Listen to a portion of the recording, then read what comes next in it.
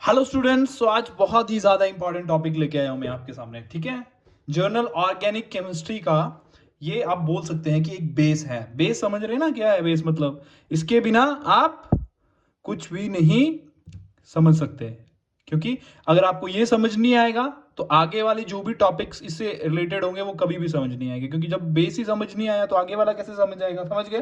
पर worry not, क्योंकि मैं आपको बहुत ही एक आम भाषा में डे टू डे लाइफ से कोरिलेट करके आपको ये चीजें सिखा दूंगा, समझ गए? जिससे आप समझ जाएंगे। ठीक है बच्चों, सबसे पहले हमने क्या देखना है कि इफेक्ट कौन कौन से हैं। देखो, इलेक्ट्रॉनिक इफेक्ट बोलते हैं। ठीक है, सबसे पहले इलेक्ट्रॉनिक इफेक्ट मतलब इलेक्ट्रॉनिक, तो इलेक्ट्रॉन दिख रहा है ना, तो इलेक्ट्रॉनिक इफेक्ट हम इसलिए कह रहे हैं क्योंकि ये जो पूरे इफेक्ट हैं ये इलेक्ट्रॉन के थ्रू ही, क्या बताओ, इलेक्ट्रॉनिक इफेक्ट से क्या समझ रहे? ये सारे इफेक्ट जो हैं इलेक्ट्रॉन्स के शिफ्टिंग के कारण ही क्या क्या होंगे, ये पैदा होंगे। समझ गए?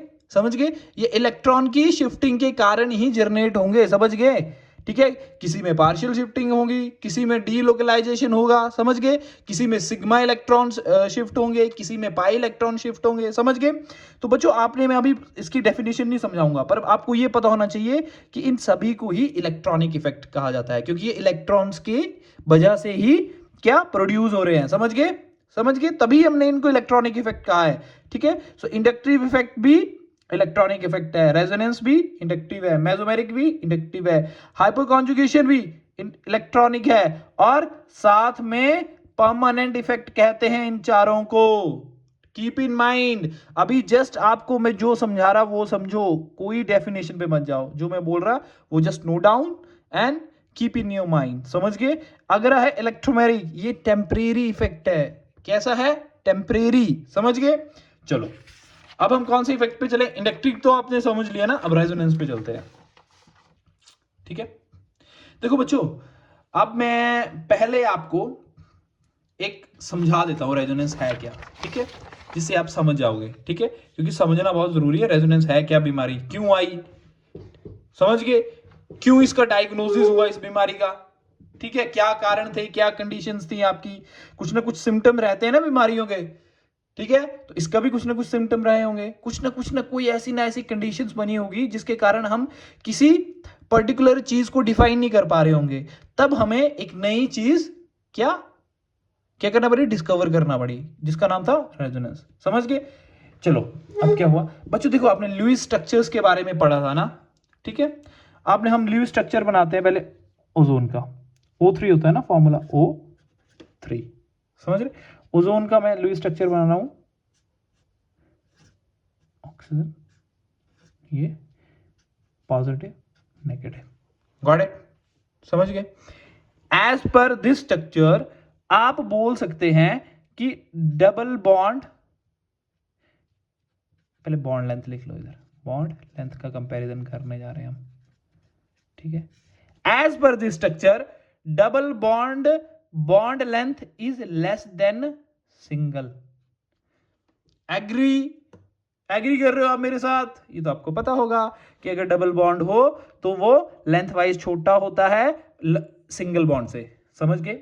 पर बच्चों, हमें, जब हमने इसकी एक्सपेरिमेंटल स्टडी की, एक्सपेरिमेंटल, अब एक्सपेरिमेंटल कौन सी स्टडी की सर?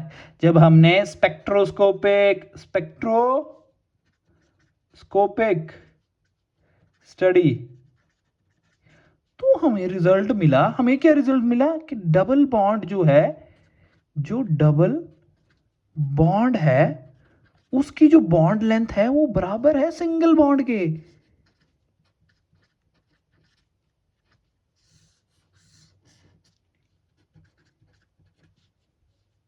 क्या? जो बॉन्ड लेंथ है डबल बॉन्ड की वो बराबर है सिंगल बॉन्ड के। अब यहां पे कंफ्यूजन स्टार्ट हो गई। कैसे?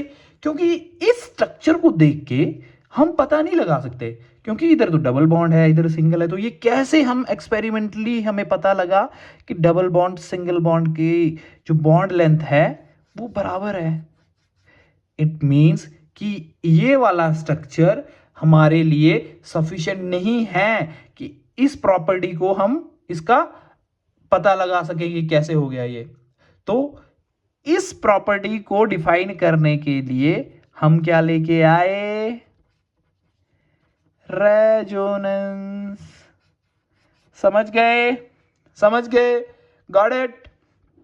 अब बच्चों, अब कैसे पता लगा, जब हमने जैसे ऑक्सीजन का ये स्ट्रक्चर बनाया, O नेगेटिव पॉजिटिव, ठीक है, तो उन्होंने रेजोनेंस जब स्ट्रक्चर बनाया, जब ये पाई बॉन्ड यहां को शिफ्ट हुए, ठीक है, तो हमें क्या मिला, ठीक है, तो हमें क्या मिला, ये पाई बॉन्ड यहां शिफ्ट हुए ना, तो इधर आ गया, इधर का पॉजिटिव तो पॉजिटिव, नेगेटिव इधर आ गया। तो आप, हम कंफ्यूज हो गए कि ये तो पाई बॉन्ड यहां पे है ही नहीं, ये तो पाई इलेक्ट्रॉन यहां पे चले गए। अब इससे हमने ये कंक्लूड किया कि ये इनकी कैनोनिकल मतलब रेजोनेंस स्ट्रक्चर है, मतलब ये ओरिजिनल स्ट्रक्चर्स नहीं है, मतलब रियलिटी में एग्जिस्ट नहीं कर रही है स्ट्रक्चर्स। रियलिटी में तो ये वाली स्ट्रक्चर एग्जिस्ट कर रही है, ये वाली, ये वाली, ये, ठीक है, इसके बने, इस पे पार्शियल पॉजिटिव, इस पे पार्शियल नेगेटिव। समझ गए। अब इससे क्या पता लग रहा है कि डबल बॉन्ड तो एक जगह है ही नहीं, तभी इसीलिए हमने इस स्ट्रक्चर को हाइब्रिड स्ट्रक्चर बोला। क्या, हाइब्रिड स्ट्रक्चर। समझ गए। और ये रियल स्ट्रक्चर भी है, और ये एग्जिस्ट करती है। समझ गए। अब अगर अब इस प्रॉपर्टी को देखेंगे हम कि bond double bond is equal to single bond, तो बिल्कुल ठीक हो रहा है, क्योंकि इस पे तो डबल बॉन्ड कहीं भी नहीं है, इसमें तो सिंगल बॉन्ड है। डबल बॉन्ड तो पूरा पाई इलेक्ट्रॉन जो है तो घूम रहे हैं हर जगह पे। समझ गए। ये एक जगह स्टेबल नहीं है। समझ गए। जैसे हमने एक जगह स्टेबल कर दिया था, ये एक जगह स्टेबल नहीं है। एज पर द स्ट्रक्चर भी मैंने बोल दिया, तभी हम फेल हो रहे थे इस प्रॉपर्टी को बताने के लिए, क्योंकि रेजोनेंस में क्या होता है, डीलोकलाइजेशन ऑफ पाई इलेक्ट्रॉन, मतलब पाई इलेक्ट्रॉन क्या घूमते हैं, एक जगह नहीं रहते। पर एटम्स जो हैं वो एक ही जगह रहेंगे, पर पाई इलेक्ट्रॉन्स एक जगह नहीं रहेंगे, वो पूरी रिंग में, पूरे मॉलिक्यूल में घूमेंगे। हम नहीं पूरे स्ट्रांगली बोल सकते हैं कॉन्फिडेंटली कि डबल बॉन्ड यहीं पे है। थोड़े टाइम के बाद डबल बॉन्ड यहां पे आ गया, इट मींस डबल बॉन्ड यहां पे था ही नहीं, तभी यहां पे आ गया ना। अब थोड़े टाइम के बाद ये यहां पे आ जाएगा, इट मींस क्या मतलब हुआ इसका, कि ये पाई इलेक्ट्रॉन्स जो हैं ये घूम रहे हैं पूरे मॉलिक्यूल में। समझ गए। और वो इस प्रॉपर्टी को फॉलो कर रहे हैं कि डबल बॉन्ड जो था वो सिंगल बॉन्ड के बराबर है, क्योंकि इधर एग्जिस्ट ही नहीं कर रहा डबल बॉन्ड। समझ गए। तो जो स्पेक्ट्रोस्कोपिक स्टडी थी वो हमने समझ ली थ्रू रेजोनेंस, और इससे हमें क्या पता लगा कि हमने रेजोनेंस क्यों यहां पे पढ़ रहे हैं। समझ गए। लग गया ना पता क्यों पढ़ रहे हैं हम रेजोनेंस, क्यों रेजोनेंस आ गया एकदम। समझ गए। अब चलो, अब आप समझ जाओगे। अब जब आप ये पढ़ोगे पूरा इसका, थोड़ा सा मैं इसको ये कर देता, ठीक है। अब दिख रहा है ना। चलो देखो, अब रेजोनेंस में जो मैंने लिखा हुआ है वो मैंने समझाया वो आप समझोगे। When a single Lewis structure cannot explain all the property of molecule, then we draw more structures. कीने वाले हमने ड्रॉ मोर स्ट्रक्चर्स, मैंने इधर भी एग्जांपल दिए हैं, ठीक है। And that structures are different position of electron, not in the position of atoms. atoms की position change नहीं होंगी, not in the position of atoms. These structures are called resonating structures and the phenomena is called resonance. ठीक है। अब देखो benzene में क्या करना है, पाई इलेक्ट्रॉन की शिफ्टिंग। तो resonance is all about the delocalisation of pi electron. ठीक है। अब डेफिनेशन लिख लो, रेजोनेंस क्या होता है, डीलोकलाइजेशन। ठीक है। डीलोकलाइज मतलब इलेक्ट्रॉन्स का घूमना, एक जगह नहीं ठहरेंगे। ठीक है। डीलोकलाइजेशन ऑफ कौन से इलेक्ट्रॉन, पाई पाई। समझ गए। तो देख लो ये यहां पे शिफ्ट हो गए, यहाँ पे और हमारे पास ये बन गई। ठीक है स्ट्रक्चर। अब हमने एक हाइब्रिड जो एग्जिस्ट करेगी स्ट्रक्चर रियलिटी में, ये है वो कि इलेक्ट्रॉन पूरे घूम रहे हैं। समझ गए। अब देखो कार्बोनेट की स्ट्रक्चर देख लो, ये भी ऐसे बन गई। तो ये पाई बॉन्ड जो था ये यहाँ पे एग्जिस्ट नहीं करेगा, पहले ये यहाँ पे ट्रांसफर कर जाएगा। ठीक है। तो यहाँ पे नेगेटिव आ जाएगा, आ गया। ठीक है। ये वैसे का वैसा ही रह गया। अब ये पाई बॉन्ड यहाँ पे आ गया और इन पे नेगेटिव आ गया। ठीक है। मतलब ये रेजोनेटिंग स्ट्रक्चर्स है। ठीक है। अब इसकी जो हाइपोथेटिकल स्ट्रक्चर, सॉरी जो इसकी हमने ये कैनोनिकल स्ट्रक्चर्स भी बोलते हैं, रेजोनेटिंग स्ट्रक्चर्स को कैनोनिकल स्ट्रक्चर भी बोलते हैं। और हमने हाइब्रिड बना दी। ये क्यों शो कर रहे हैं हम कि डबल बॉन्ड जो है वो हर जगह एग्जिस्ट कर रहा है, क्योंकि ये क्या घूम रहा है। ठीक है। एक जगह तो बैठ नहीं रहा ये। ठीक है, आवारागर्दी कर रहा है हर जगह, तो हम इसको ऐसे शो कर रहे हैं कि क्या पता यहाँ पे भी हो सकता है, यहाँ पे भी हो सकता है, यहाँ पे भी हो सकता है, तब हम लिख रहे हैं। और ये चार्ज मैंने कैसे लिखा है, क्योंकि जो हम इसका स्ट्रक्चर, इस पे 2 नेगेटिव चार्ज हैं और कितने ऑक्सीजन पे घूम रहे हैं, तीनों पे ही घूम रहे हैं, तो -2/3 -2/3 -2/3, समझ गए। आगे लिखा है resonance canonical structures are hypothetical, ये वाली स्ट्रक्चर्स जो हैं ये हाइपोथेटिकल हैं, रियलिटी में एग्जिस्ट नहीं करती हैं। जो एक्चुअल स्ट्रक्चर है वो यही हाइब्रिड स्ट्रक्चर है, देखो लिख दिया है मैंने, actual structure is resonance structure, ठीक है। अब बच्चों रूल्स ऑफ रेजोनेंस जो है, देखो अब एक और लिखा है, resonance structure is more stable, obvious सी बात है, क्योंकि एग्जिस्ट ही ये वाली स्ट्रक्चर कर रही है तो स्टेबल भी यही होगी, समझ गए। अब बच्चों देखो रूल्स ऑफ द रेजोनेंस, ये आपने खुद पढ़ लेना है, ठीक है।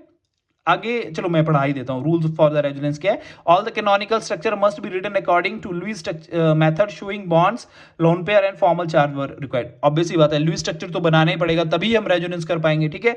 Position of the atom of the chemical species must remain, देख लो एटम्स की स्पीशीज, एटम्स जो हैं जब रेजोनेंस होगा तो एटम्स के साथ छेड़छाड़ नहीं करनी है, सिर्फ पाई इलेक्ट्रॉन की गेम है ये सब समझ गए। जो आवारागर्दी कर रहे हो सिर्फ पाई इलेक्ट्रॉन कर रहे हैं, एटम्स नहीं कर रहे हैं, ठीक है। All atom involve in the resonance, देखो अब रेजोनेंस की कंडीशन है, the all the atom should be in a क्या, इन अ सेम प्लेन, एक ही प्लेन में होने चाहिए। अब मैं आपको ना थोड़े टाइम के बाद मैं आपको एक टॉपिक पढ़ाऊंगा, ortho effect, the most important effect in your every competitive exam. Her question, ऐसा कभी भी तुम्हें क्वेश्चन नहीं मिलेगा जो ऑर्थो इफेक्ट से नहीं मिलेगा, ठीक है। अब मैं इसमें थोड़ा ये अप्लाई जो होगा, ये बेंजोइक एसिड में अप्लाई होता है ये ऑर्थो इफेक्ट, जिससे बेंजोइक एसिड, देखो इस टाइम जो है ये नीचे वाला रेजोनेंस भी, देखो ऊपर से भी रेजोनेंस हो रहा है और पाई सिंगल डबल ये वाला रेजोनेंस भी हो रहा है, ठीक है। ये यहां पे आ जा रहा, ये यहां पे आ जा रहा, ये ऊपर चला जा रहा, तो इसमें अगर दो चीजें एक दूसरे को इस रेजोनेंस हो रहे हैं, एक ही मॉलिक्यूल में दो रेजोनेंस हो रहे हैं, मतलब बहुत ऐसा लग रहा है ना कि क्वालिटी नहीं है, ठीक है, हमें क्वालिटी ऑफ रेजोनेंस नहीं मिल रहा है यहां पे, जिसके कारण क्या है, हम एक ऐसा ग्रुप लगाएंगे जो इसका क्या प्लेन ही चेंज कर देगा, समझ गए, जिससे इसमें रेजोनेंस नहीं हो पाएगा, सिर्फ एक ही रेजोनेंस रह जाएगा हमारे पास, समझ गए, उसको हमने ऑर्थो इफेक्ट बोला है, ठीक है। अब देखो स्टेबिलिटी ऑफ रेजोनेंस जो है हम कैसे करेंगे, कि जो न्यूट्रल रेजोनेटिंग स्ट्रक्चर होगी वो सबसे स्टेबल होगी चार्ज के, और जितने पहले सबसे पहले पॉइंट पे हमने न्यूट्रल देखना है, अगर ये नहीं मिला तो हमने नंबर ऑफ पाई बॉन्ड जिसके पास होंगे उसको सबसे स्टेबल बोलना है। अगर हम इन दोनों को, अगर ये दो चीजें हमारी नहीं मिल रही हैं तो हमने तीसरी पे जाना है कि नेगेटिव चार्ज, अगर नेगेटिव मोर इलेक्ट्रोनेगेटिव एटम पे हैं तो वो मोर स्टेबल होगा, समझ गए। और फिर अगर ये तीन चीजें नहीं मिली तो हमने चौथी पे देखना है, अगर स्टेबल देखना है तो क्या देखना है, charge separating resonance are less stable, मतलब positive negative charge should be close.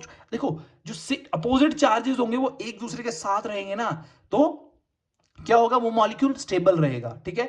अगर सेम चार्जेस आ गए तो वो एक दूसरे को रिपेल करेंगे और अनस्टेबल कर देंगे मॉलिक्यूल को, जैसे positive positive negative negative should be far away from each other, दूर दूर होने चाहिए भाई, कोई रिपल्शन नहीं चाहिए हमें, समझ गए।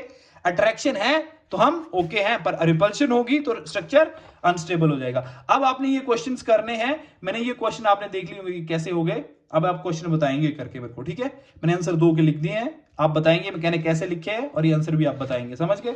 चलो अब आप कंडीशन पढ़ लो पहले, देखो conditions for compounds to show resonance, सबसे पहला कंडीशन है प्लेनरिटी।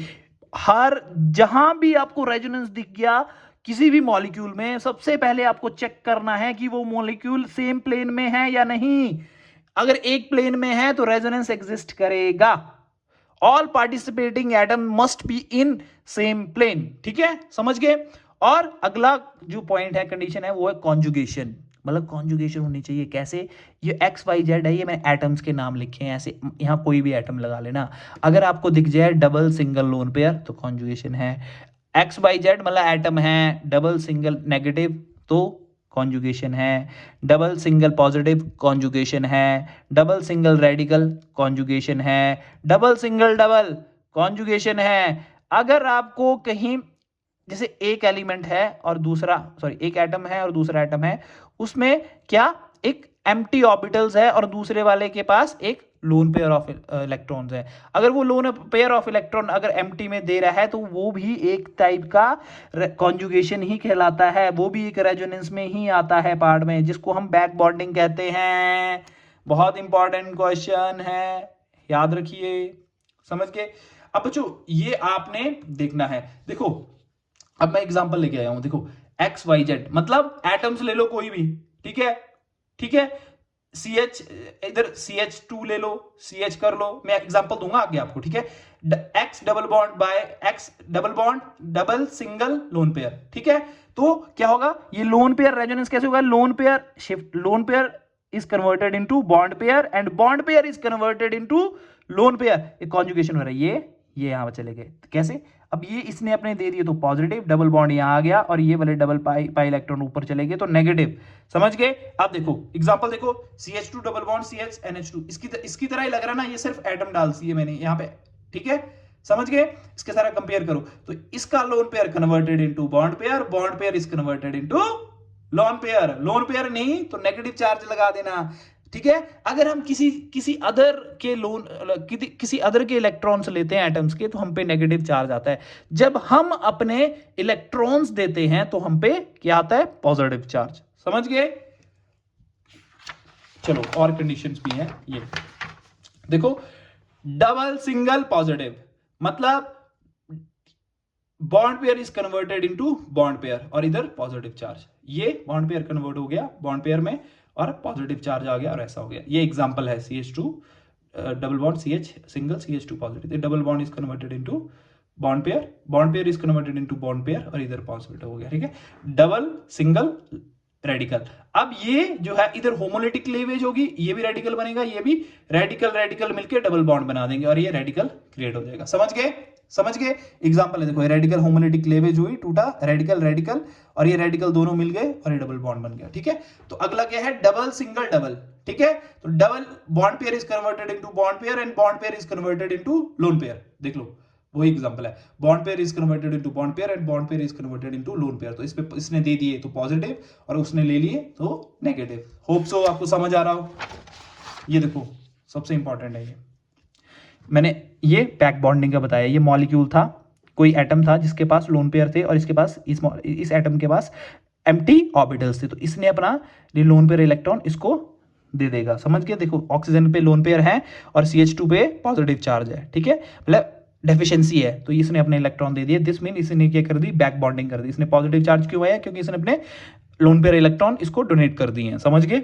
वैसे ये नीचे वाला एग्जांपल है। अब देखो रेजोनेंस के स्ट्रक्चर्स कैसे ड्रॉ करते हैं, ये मुझे लगता है ऑक्सीजन है, ठीक है। ऑक्सीजन ने अपने लोन पेयर ऑफ इलेक्ट्रॉन यहाँ पे दे दिए और ये lone pair is converted into bond pair and bond pair is converted into lone pair, negative is also included as a lone pair, ठीक है। और यहाँ पे डबल बॉन्ड आ गया, इसने दिए तो इस पर पॉजिटिव और नेगेटिव, देख लो double single double, lone pair sorry bond pair is converted into bond pair and bond pair is converted into lone pair, that is negative, ठीक है। इस पे पॉजिटिव आ गया, इसने दे दिए डबल और ये सिंगल, ठीक है। और यहाँ पे भी देख लो डबल सिंगल पॉजिटिव, तो क्या हुआ, loan pair is convert sorry bond pair is converted into bond pair और यहाँ पे पॉजिटिव, समझ गए बच्चों, ठीक है। बच्चों अब देखो ना रेजोनेंस जो है स्ट्रक्चर वो कैसे ड्रॉ करते हैं, ठीक है। बच्चों मैंने एक क्वेश्चन था यहाँ पे कि what is resonance and mesomeric, आपको लगता है कि रेजोनेंस और मेसोमेरिक इफेक्ट सेम है?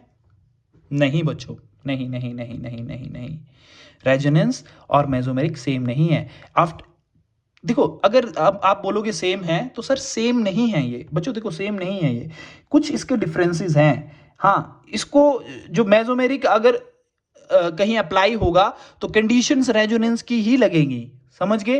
विदाउट रेजोनेंस मेसोमेरिक अप्लाई नहीं हो सकता है, ठीक है। पर आप बोल दो कि मेसोमेरिक और रेजोनेंस सेम है, कुछ डिफरेंसेस हैं। जो एक डिफरेंस है वो मैं आपको बता देता हूं, देखो जो मेसोमेरिक इफेक्ट है ना वो पर्टिकुलर एक ही डायरेक्शन में लगता है, याद रखना, ठीक है। मैं बोल रहा हूं पर्टिकुलर एक ही डायरेक्शन में लगता है, पर रेजोनेंस ये दोनों डायरेक्शन में लग सकता है, ठीक है। अब मैं आपको एग्जांपल बताऊंगा, ठीक है। देखो अगर मैं आपको इधर की बात बताऊं तो इधर प्लस एम इफेक्ट लग रहा है। अब मेरे को बताओ इधर प्लस एम इफेक्ट लग रहा है या माइनस एम लग रहा है, बताओ। ये सिर्फ एक ही डायरेक्शन में लग सकता है, ये लोन पेयर जो है इधर कन्वर्ट हो गए, इधर आ गए और ये वाले यहां पे चले गए। ये ऐसा हो सकता है, ये यहां पे आ गए, यहां पे हो सकता है। अगर मैं ये वाले पाई इलेक्ट्रॉन इधर डाल दूं सपोज करो, तो हो सकता है ऐसे नहीं, ये एक ही पर्टिकुलर एक ही डायरेक्शन में चलेगा ये, समझ गए ना, समझ गए। पर अगर मैंने रेजोनेंस बताना होगा आपको, ठीक है, ये रेजोनेंस पर्टिकुलर एक ही डायरेक्शन, मेसोमेरिक इफेक्ट सिर्फ पर्टिकुलर एक ही डायरेक्शन में हो सकता है। अगर मैंने आपको मेसोमेरिक इफेक्ट दिखाना होगा तो मैं मेसोमेरिक इफेक्ट में आपको, रुक जाओ 2 मिनट, जस्ट वेट। अगर मैंने आपको रेजोनेंस इफेक्ट, ये मैंने आपको मेसोमेरिक बता दिया कि पर्टिकुलर एक ही डायरेक्शन में लगेगा। ये इलेक्ट्रॉन जो है, पाई इलेक्ट्रॉन जो है, जैसे सिग्मा, ये पाई इलेक्ट्रॉन इधर मूव हो गए, ये यहां पे हो गया, तो ये मेसोमेरिक इफेक्ट लग रहा है, ठीक है। अगर मैंने आपको रेजोनेंस बताना होगा तो देखो ये रेजोनेंस है, ठीक है। अब मैं रेजोनेंस ये वाले पाई इलेक्ट्रॉन इधर भी ट्रांसफर कर सकता है, इधर भी, और ये वाले इधर भी, तो मेरे को इससे क्या स्ट्रक्चर मिल जाएगी, यहाँ पे, यहाँ पे, यहाँ पे। अगर मैं यहाँ के इलेक्ट्रॉन ऐसे ऐसे, अगर मैंने मान लो ये वाली स्ट्रक्चर ही फिर बना दी मैंने, ये अगर मैं ये यहाँ ट्रांसफर करवाता, ये यहाँ करवाता, ये यहाँ करवाता, तो क्या मिलती, तो भी यही मिल रही थी, ठीक है, तो भी सेम ही स्ट्रक्चर मिल रही थी।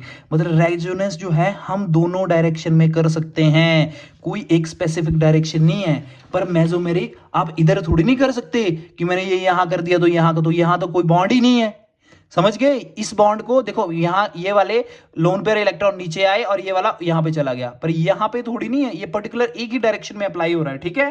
तो ये मेसोमेरिक इफेक्ट होता है। तो ये lone pair is converted into bond pair is converted into lone pair, आ गया ना नेगेटिव। अब negative is converted into bond pair, और bond pair is converted into negative, मतलब लोन पेयर। अब नेगेटिव जो है फिर बॉन्ड पेयर में, बॉन्ड पेयर फिर लोन पेयर में, नेगेटिव में, ठीक है। और ये नेगेटिव फिर बॉन्ड पेयर में, और ये फिर ऐसे, ठीक है।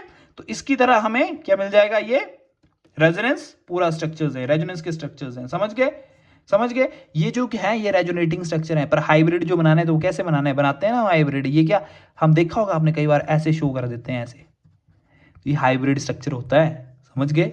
ये हाइब्रिड स्ट्रक्चर होता है, समझ गए। ये अदर है, आप देख लेना प्लीज ना।